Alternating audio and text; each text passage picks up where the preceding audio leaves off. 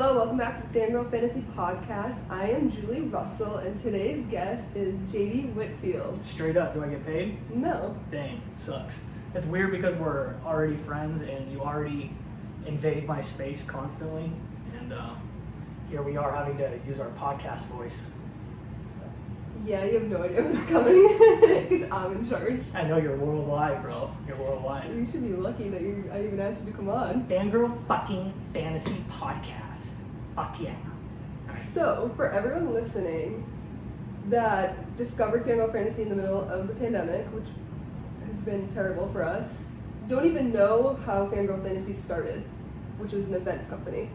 And that we threw dance parties and we traveled and we meeted a lot of people in one space at one time, and they just think that it's a podcast or a fun, social media account, and not that you DJ. Right. This is not our company. This is your company, and then you hired me. Yeah, you're my employee. Because Julie, luckily, has known multiple people in this field that were able to put her in position easily, easier. Than most people. Most people, having to find a DJ, pay for the DJ, blah, blah, blah. She has homies that, I pay for my DJs. Right, no, but I'm saying, like... I don't have to discover DJs. Right. Like, you don't have to worry about it. Like, you've seen us out at the bars. You've seen us, like, do our thing, so... So the first event was May 2019, which feels like 3 years ago. Which one was it? That was Jonas Brothers? Tone did that one. That was the first ever event. And then we had one in June, and then you DJ'd. We were supposed to DJ the first one in August, which was the after party for the Jonas Brothers. A classic feel-good story there, yeah. Yeah, and then after that we did Taylor Swift night, which was probably, you didn't even DJ that one, you came, you attended as a fan of Taylor Swift. And then we had our big one, Jonas Brothers One Direction, sold out, Middle East, 550 people. Was that your favorite Crazy one? No, probably Taylor Swift was. The one you attended or the one you DJ'd? Both.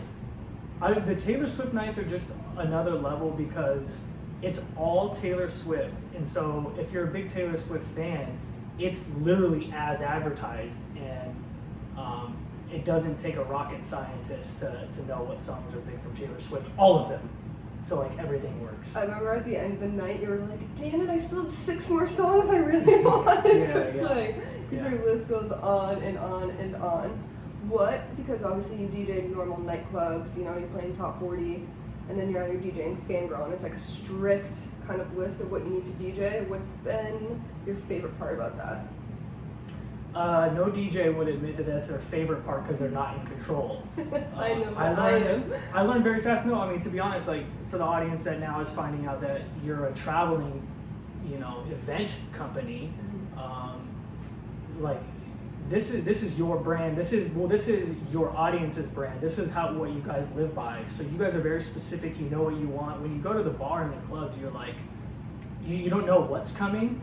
But when you have an event specific, you want that happening, those specific songs. So the control for me was like uncomfortable at first because I'm like, first of all, I don't know any of this shit, like literally none of it. Like no Jonas Brothers, no One Direction. Well, I know the big hits. But that's not even what people want to hear. Right, and Julie has told me a million times, this will not work, this will work. It's very specific, but I needed that help because for these specific events, I did not know, and that's just me, and I think a lot of DJs would be thrown in this situation. They wouldn't know either, and that's what makes the Fangirl Fantasy brand different, is because you guys are like all on this same psycho page, where like these are the passionate, yeah, these are the songs you want to hear, and you want to hear them in their entirety, where DJs are normally, we're used to like throwing out hundreds of records per night, whereas these, you have to play the bridge, you have to play this specific note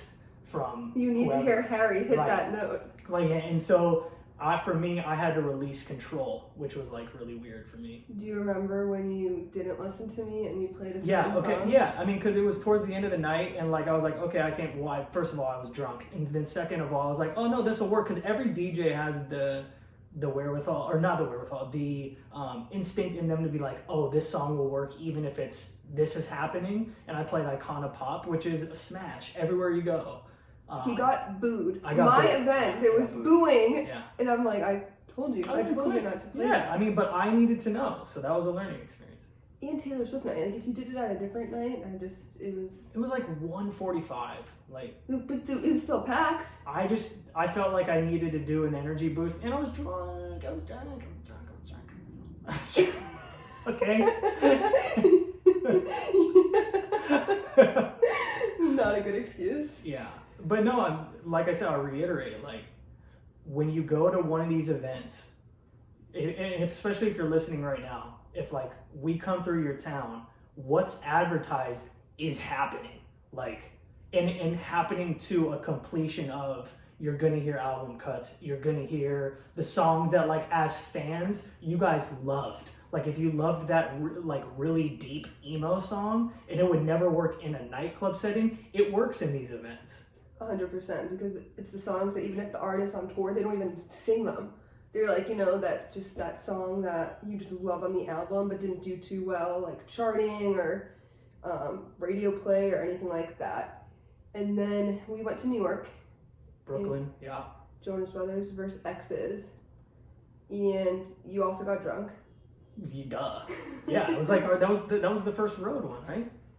Besides Rhode Island, yeah. Yeah, but that one I was so nervous for. Yeah. I was shaking before we went there. I would be too. Like, okay, Julie is like, when you go from like the pedestrian phase to this event is your event, it's a different kind of pressure. Mm-hmm. You know what I mean? So you're worried about actual money, whereas, like, you know, that's a whole nother thing. Like, you're trying to make money. This is a business for you. I'm trying not to lose money. Right, exactly. So you're like, you put on a boss hat, mm-hmm. and then you're like, the expectation level of just anyone who does anything in hospitality wants something to be good.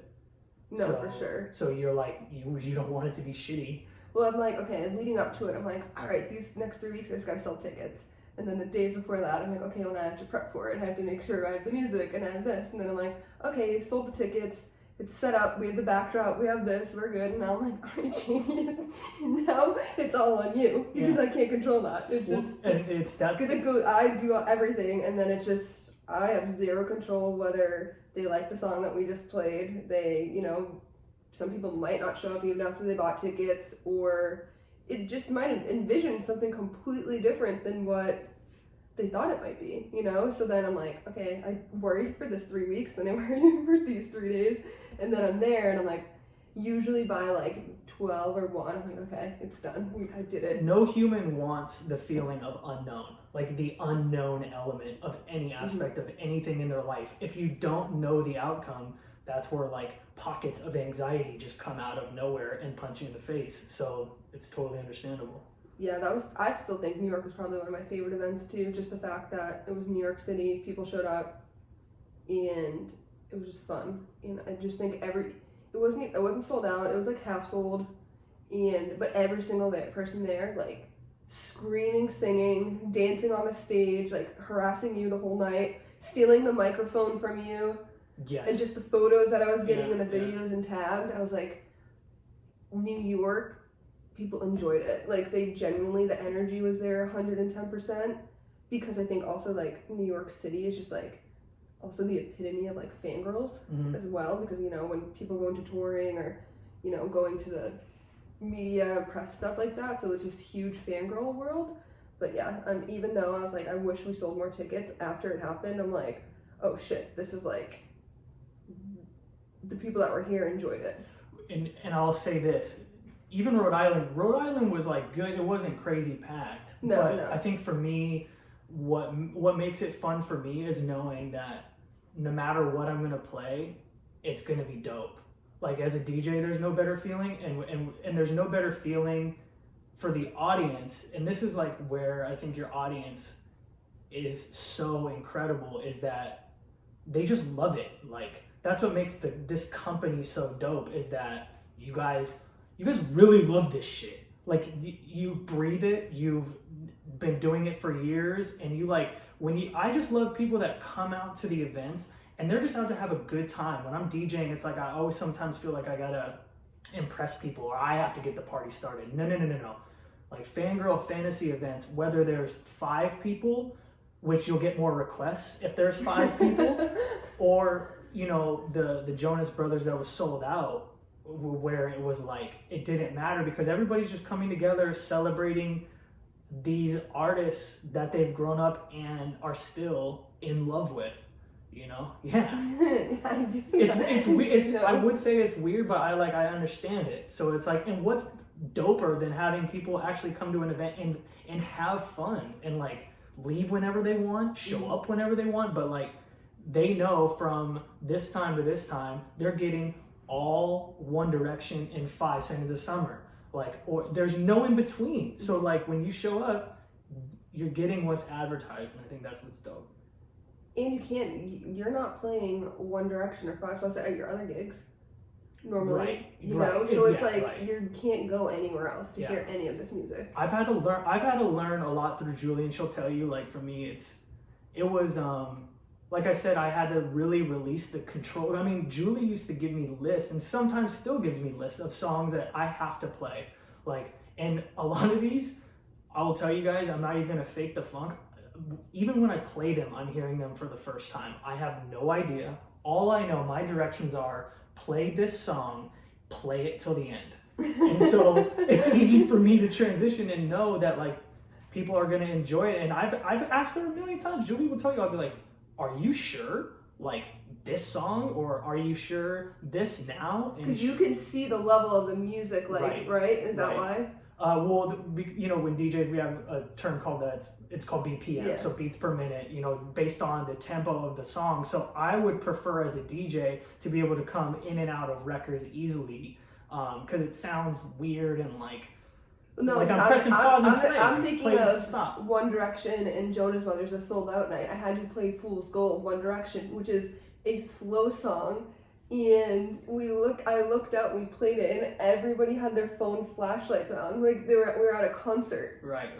And even that was just wild to me because it is such a slow song, but they ate it up just as much as playing the best song ever.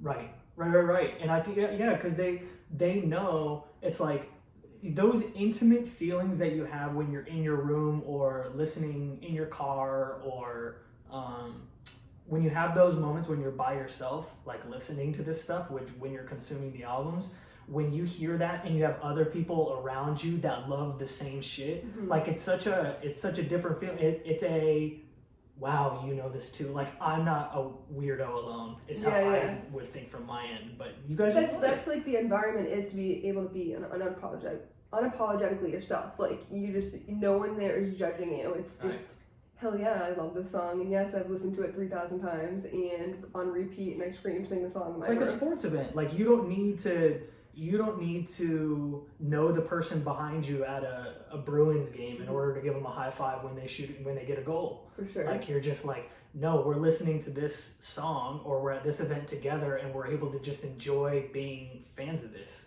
I'm thinking of like Falling, Harry Styles, and like just the girls like losing their shit. Yes, but it's not a song that you lose your shit over. I know, but yeah, it's a unique environment, and I know, and I'm not just saying it because like it's your shit, but it works. Like, it's crazy, these events, how like organic and how authentic they are. Like, you're not faking the funk coming to one of these. Because like, know if it wasn't me and someone else was doing it, I would go. Yeah. That's the thing, is if someone else would have thrown it in Boston, and it was, we would have went, you know, me and my friends, like, you know, Eric and Heather and stuff like that, we would have just went, but I'm just the one that's putting it on. Yeah.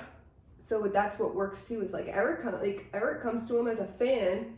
I like would run into him like on the dance floor, and he's like just screaming Taylor Swift on the top of his lungs, and I'm like, he's here because he's my best friend, but he's also would have been here because he just fucking loves Taylor Swift. Yeah. So that's why it also just works in that aspect. And then this year we also just kind of, you know, we had what, 20 cities booked? Yeah, I think this was going to be a big year for Julie, which it sucks, and a lot of people in the hospitality industry in general, like, I'm hoping that those venues themselves like remain open and stuff, but I think this was such a big year for you in the event that like I could tell from an outsider looking in that this was working, and it was like you made something and then it was taken from you. You know what I mean? Yeah, the momentum had definitely picked up, especially after even just the first 2 months of 2020. We did what, 6 events in the first 2 months. We, New York, Taylor Swift, Gaga, Beyonce, Rhode Island. And we had we were on a roll. Up. Yeah. And then March we were supposed to go to Detroit. We had Drake, Rihanna. Yeah, the momentum was there. Boys. Yeah. And then it kind of just, which obviously it happened to everybody. It's not like for me, like I'm the only thing, but it was there. And I do think though this year, I mean the social media pages for us for Fangirl has just grown. Well, you guys tag each other like this is these fans of these groups and shit. That y'all are so bonkers and stuff like on Twitter and on IG, and you guys are already sharing these things. So like that's how I knew the reach was there, because it like literally just takes one video of someone just bumping it somewhere for it to go. So that's what happened is so we have 10,000 page likes on Facebook. We're at like 1,500 on Instagram and like 3K on Twitter. And someone who does social, that's a lot for like a startup that just like quickly for that to happen. And it's because a TikTok went around of the dance night, and people were like, oh, what is this? And I just got thousands of comments being like, oh, it was after the New York event. Yeah. I remember that. I just opened up my Twitter and I had like 600 Twitter DMs being like, come to the state, come to the state, come to the state. And that's how it happened. It's just, the power of social media, especially with millennials and Gen Z, which is what I'm targeting. It just happened so tremendously. I think like everybody else, I'm just excited to be outside. I'm excited to go to these towns and just enjoy like people being out again, and being able to play the shit that people just enjoy hearing. And I don't know, man, it's just like it's gonna be back to just get to somewhat of a normal life, also knowing that you and these venues are gonna have the right safety precautions and safety protocols in to make sure that everyone like has as fun of a time as possible. And plus I think they're gonna sell out. I think all of these joints are gonna sell out now. Yeah, I do too. Because people are gonna appreciate being out more. You know what I'm saying? Like, we've all taken L's in 2020, so like 2021 has taught us to appreciate being out with our friends, and to also like you're not too tight to not go outside. You know what I mean? No, like, yeah, you're not too cool to like, oh, I don't want to go out 2 nights in a row. We're all gonna be like, I think I'm gonna go to Fangirl Fantasy in Milwaukee, and then I'm gonna take the flight to Chicago, and then you know what I mean. So it's gonna be dope to see everybody in all the different cities and stuff. This is also be your first time DJing in other cities too.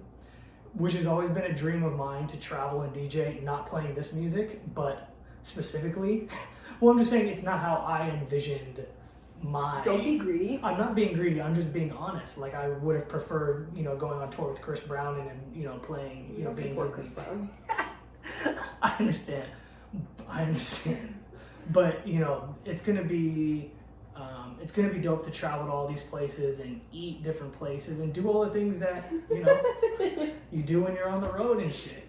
That's literally all you care about. I am looking forward to going to all these cities to eat. It is literally looking at me like, because you have to pay for it, because it's a work trip. Yeah, I'm not kidding. So, no, it'll be dope to, I think, once again, challenge myself musically to, like, learn all this stuff kind of again.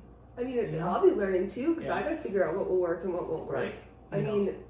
Will folklore evermore? Like, will people be wanting to play that? We want to hear Willow. Yeah, and it's like kind of like I think it's all. I mean, Five Sauce had a new album that I needed to like figure out what would work or what doesn't work, and I think it's kind of starting fresh. As much as like we already have the base. Like I already have the base of we have of the audience and things like that. From the business side and from the event side, it's starting fresh. Oh yeah, 100%. It's not like it's not the same music, a lot of the same artists, obviously, but it's everything's gonna be like trial for the first few events to kind of figure out what's gonna work and what won't work.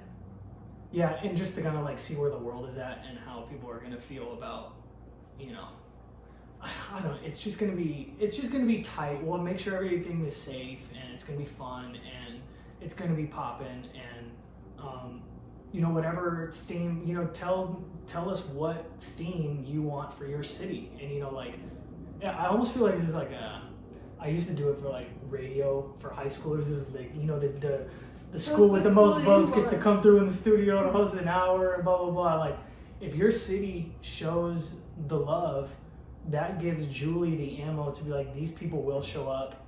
We want to book your venue for these nights, because it is difficult to book and sometimes even sell it to these promoters and to these owners of like how we've been talking about early on the podcast. I did not think this was a thing at all of like that could sell.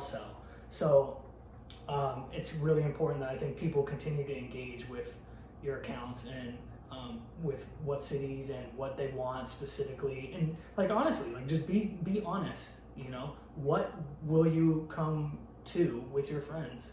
100%, because also like the audiences for each nights are also so different. Wild, the Taylor Swift nights, there are a lot of males there, you know, and we did the Valentine's Day night, and it was a couple. Crazy.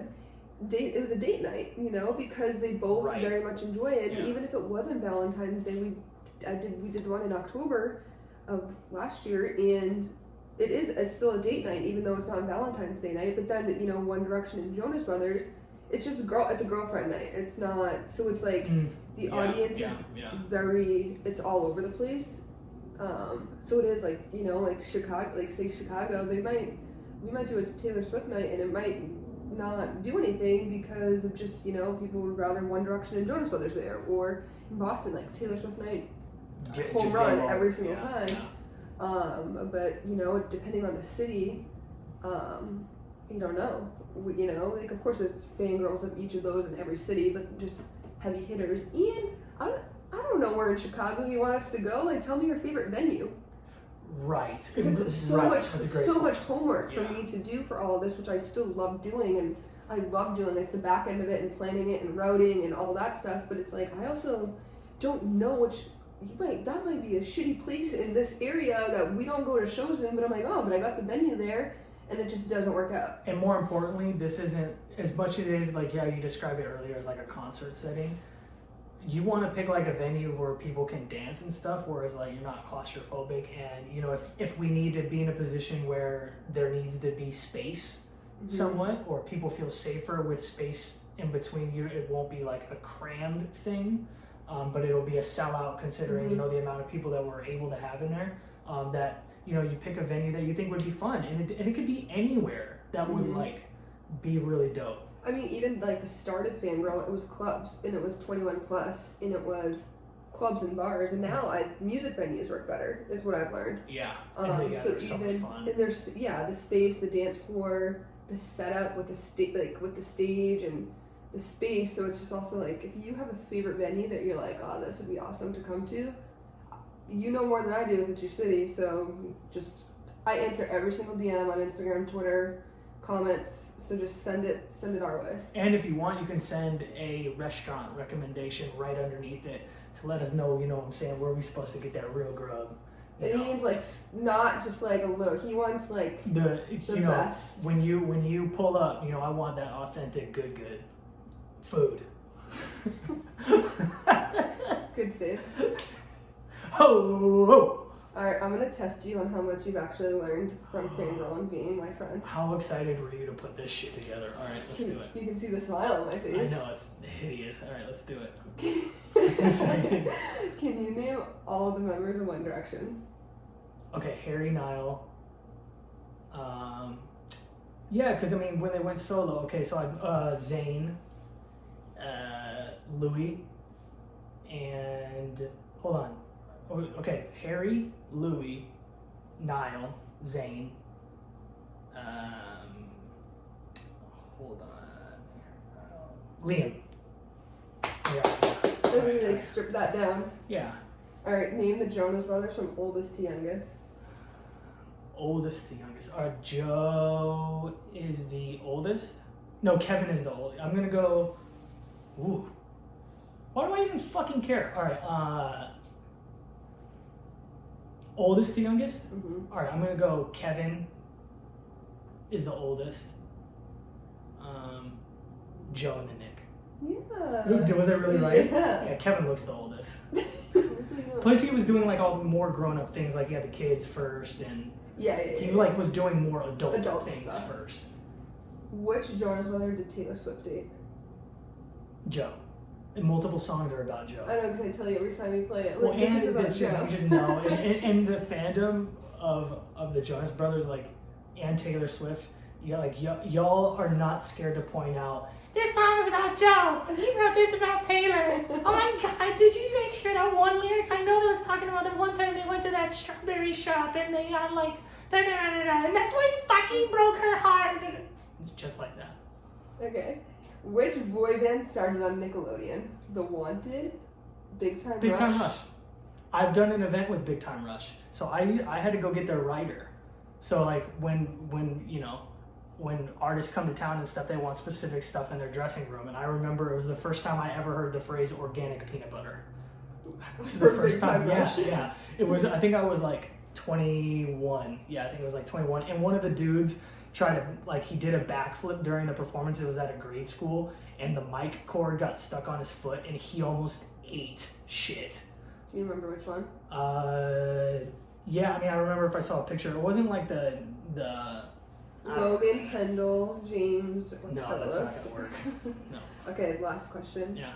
What song did the Jonas Brothers open with on the Happiness Begins tour? Happiness Begins, isn't it? No. Oh no, Roller Coaster.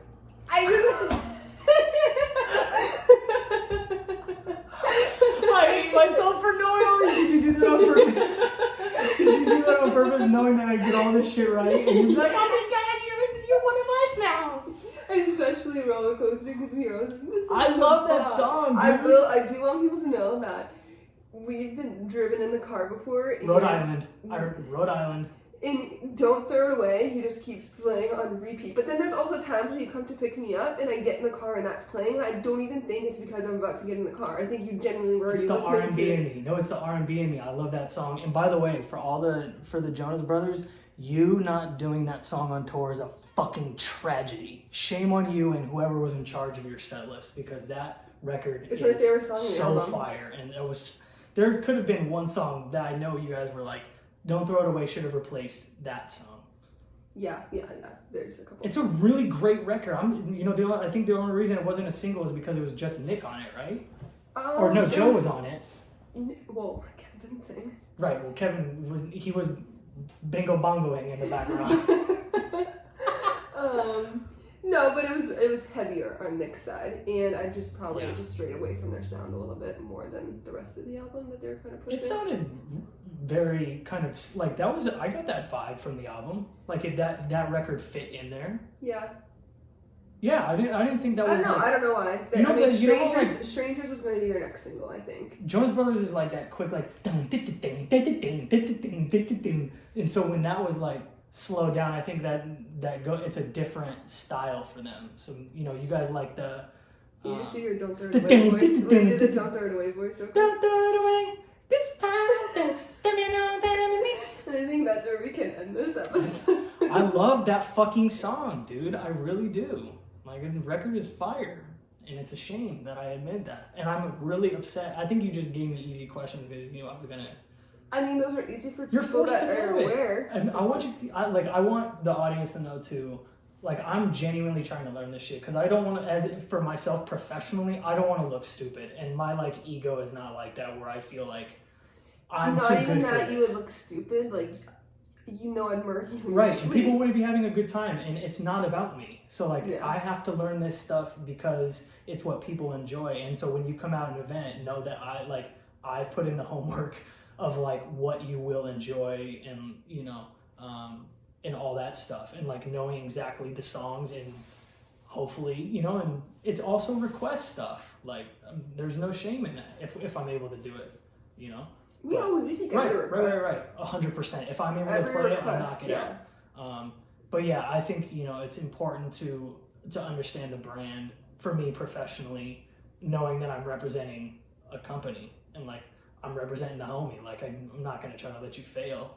You know, plus you're paying me. So like if I was doing this shit for free, it'd be a whole swap you out so quick. Yeah, it'd be a whole nother thing. Like I'm getting breaded up. So you know. You got one more iconic pop song in you before you were out the door. I learned the hard way, man. Yeah, I learned the hard way. Well, thank you for coming on because you had such a choice. I know, but here I am, and follow me at the actual JD. And no, I look forward to meeting everybody in the cities, and or you know when people go on tours, and you know I'll see you in the pit with our scams. Yeah, the blue wristband. Yeah, totally. Yeah. Thank you everyone for listening to another episode of the Fangirl Fantasy podcast. Please like and subscribe, and I'll talk to you all next week.